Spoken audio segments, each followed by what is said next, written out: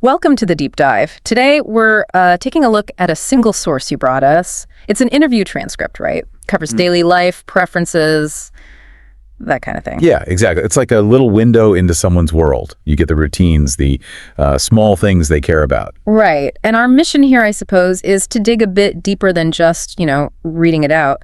We want to find the key insights, maybe the surprising bits hidden in there. See what makes this person tick, based on how they talk about flowers or food or even movies. Yeah, exactly. Unpacking their perspective on just everyday stuff. Finding the person in the details. Okay, so let's jump right in. The morning routine. The transcript suggests they sort of ease into the day. They say pretty clearly they don't like anything high maintenance or too quick first thing. It's like a deliberate slowness. Phone first, then the skincare, getting dressed. Yeah, then downstairs. And, caffeine is definitely in there somewhere.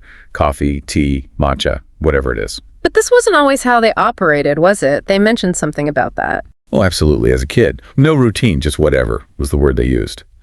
But they specifically said, as they got older, they realized a routine was good for them. Like self-care, having a better day. So it's a conscious thing. They learn that structure actually helps. It's not just restrictive. Right. Turned over time. And they even want to add something else to this routine they've built. Yeah, meditation. They mentioned wanting to bring that in more. For grounding. Seems like it. Just having that minute alone feel centered. They said they haven't quite managed to make it a regular thing recently, but the intention's there. That desire itself says something, doesn't it? Recognizing the need for that space. Okay, let's shift gears. Flowers. Big topic for them, apparently. Oh, definitely. They said they can't talk enough about flowers. It seems they love everything, roses, tulips, just the variety, the colors. And getting flowers is a thing where they are. What are the usual occasions? Well, birthdays, weddings, the standard stuff.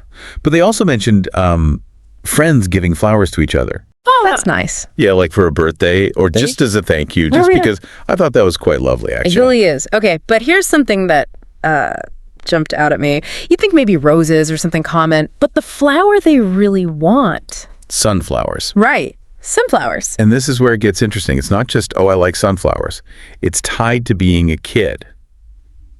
How so? Apparently, they've never actually received one. They saw pictures as a child, were amazed, but have never seen or touched one up close. Wow. So it's less about the flower itself and more about, fulfilling this really simple, long-held curiosity. It's the story behind it. That makes so much sense. It's the unmet wish. Okay, from flowers to food, their relationship with cooking sounds a bit mixed. Yeah, definitely a bit complicated. They say straight up they don't cook for themselves. Not really into cooking in general. There's a big but, isn't there? Oh, yeah. Baking. Completely different story. They love it. Totally. Cakes, cookies, finds themselves doing it when they're bored. Yeah. They actually enjoy the process and, the result makes the effort feel worthwhile. So that's the key difference then. Cooking for necessity is a no, but baking for pleasure is a definite yes. Exactly. It suggests maybe they prefer something more creative, more controlled, rather than the daily grind of making meals. That's a really good point. Obligation versus passion. Process versus outcome, maybe? Could be, yeah. And what about their general diet? How do they feel about it?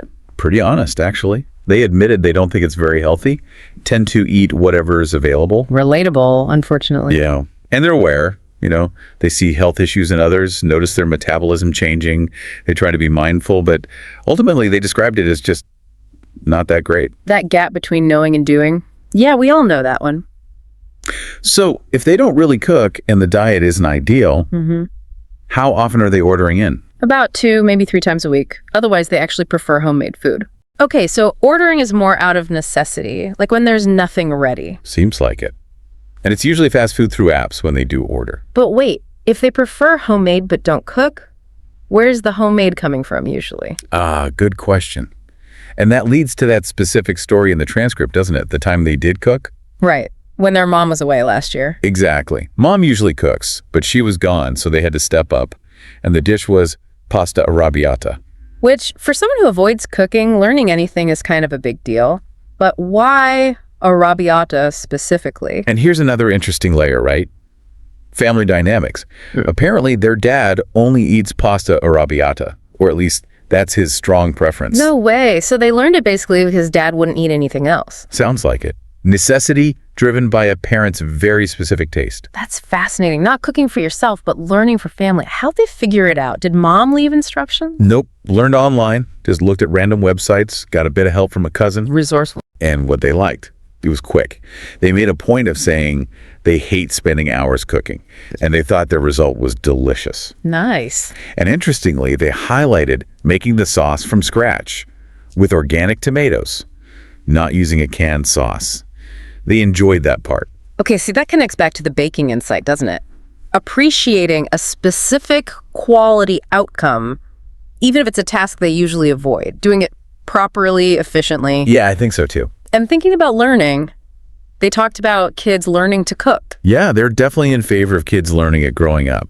But their own experience was pretty limited, just small things like preparing meze, those little Arab appetizers. Right. And if they had kids, would they teach them? They said definitely, if they learned properly themselves first, they see the benefit for the future learning young. And where should kids learn? Home or school? Strongly home. They'd never even heard of cooking being taught in school where they are. At home, you've got the ingredients, parents can help, kids can experiment, find what they like. It feels very much based on their own limited but positive home experience, hands-on family help. Yeah, that makes sense. Connecting their own story to how they think it should be done. Okay, switching gears again. What about being a professional chef? Any thoughts on that? Yeah. Based on what they've seen, probably TV shows, they mentioned Hell's Kitchen. They think it looks incredibly tiring. The stress. Yeah, the stress, keeping up with orders, worrying about messing up. They were very clear. Don't think it's an easy job.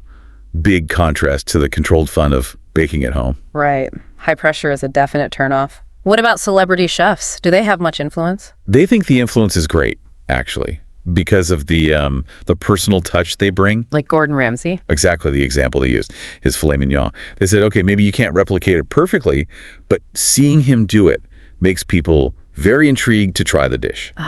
So it's about inspiration, seeing the possibility. Yeah, the charisma, the perceived expertise. It sparks curiosity and makes people want to try. That's a great point. Okay, last big topic area. Yeah. Movies. What's the big draw of the cinema for this person?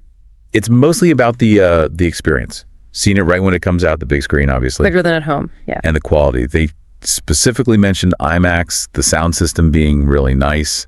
It's less about convenience, more about the whole sensory thing. That focus on the experience is key then.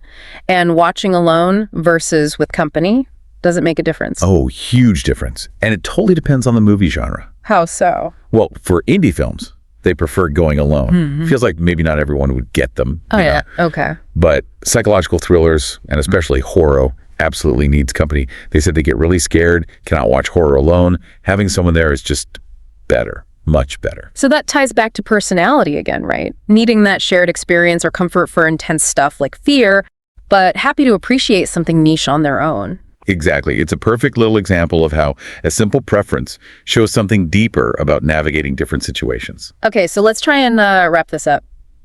Looking back at this deep dive into the transcript, what if we really learned? Well, we saw how their daily routine wasn't always there. It evolved into something they value. The mention of wanting meditation adds another layer. And the flowers? Yeah. That specific unmet childhood wish for a sunflower really stood out. Definitely.